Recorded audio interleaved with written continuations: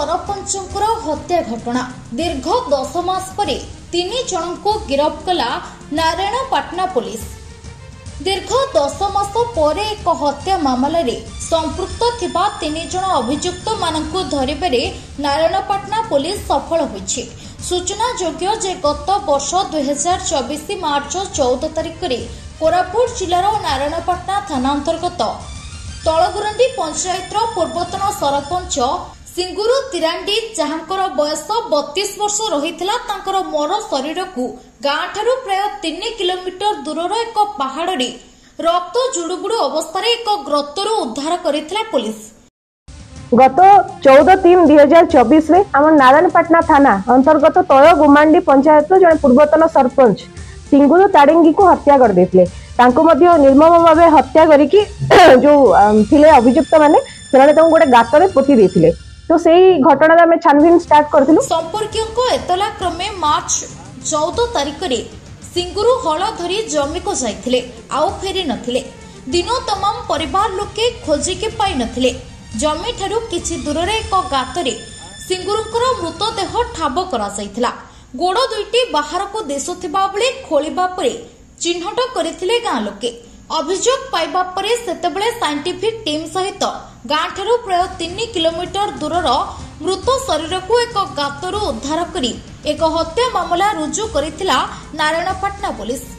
मामला रुजु होइथिले मध्य अभियुक्त मानकु धरिबा पई प्रयास जारी रखिथिला पुलिस। घटनाटी घटिबार दीर्घ 10 मास परे अभियुक्त मानकु धरिबारे पुलिस को सफलता मिलिथिला। जमीजमा बाबद को नहीं निजर संपर्कीय माने ही सिंगुरु को संघबद्ध भावरे 3 जन मिसी अति जघन्य भावरे हत्या करथिले। तदंतरु जानिबाकू पाइथिला पुलिस। घटनास्थल रे अभियुक्त मानकु नहीं सीन क्रिएशन परे सिंगुरुकर किपरि हत्या करा जायथिला पुलिस जानिबाकू पाइथिला। आसामी मानकु पचरा उचरा करबा परे हत्या करिथिबाकू नहीं पुलिस निकट रे 3 अभियुक्त स्वीकार करथिले। कोरापुट एसपी सांबादिक सम्मेलन रे सूचना दैछन्ते। सिंगुरुकर संपर्कीय माने हेउछन्ती केतु तारांडी, मासुरु तारांडी और कमिटी तारांडी हत्या करिथिबाकू नहीं पुलिस निकट रे स्वीकार करिथिबा सूचना मिलिछि। एमानकू गिरफ परे कोर्ट चालन करा जाइथिबाकू नहीं एक सांबादिक सम्मेलन रे सूचना दैछन्ती लक्ष्मीपुर एसडीपीओ मनोव्रता सतपथी। गत 14/3/2024 रे आम नारायणपाटना थाना अंतर्गत तल गुमांडी पंचायत जन पूर्वतन सरपंच सिंगुरु ताड़िंगी को हत्या कर देथिले। तांको मध्य निर्मम भावे हत्या करिकी जो थिले अभियुक्त माने सेमाने तांको गोटे गातरे पोती देथिले। तो सेही घटना रे छानबीन स्टार्ट करथिलु। से समय रे टिके हमको वाई विटनेस की मिली नथिले। से घटना रो आमे ता परे मध्य ताको फॉलो अप करथिलु। 3 जन अभियुक्त जो मानक ना अछि ताड़िंगी केतु, मासुदु ताड़िंगी और कमिटी ताड़िंगी से माने मध्य जे हम डिसिस्ट अछंती तांकर रिलेटिव थिले। से माने से दिन ताको निर्मम भावे हत्या करथिले।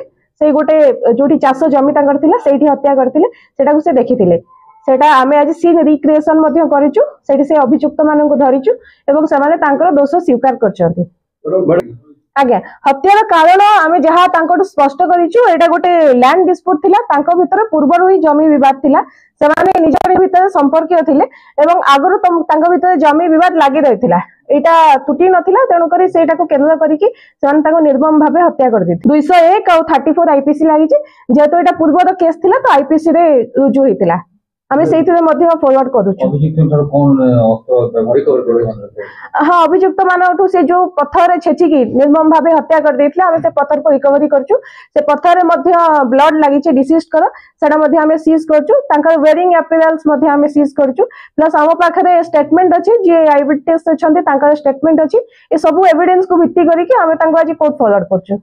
तो क्राइम तो सब आड़े अच्छी आम पेट्रोलिंग व्यवस्था कड़ाकड़ी करछु एवं सब प्रकार स्टेप निया होची जोटा को क्राइम को प्रिवेंशन भी करा जाय परिबो।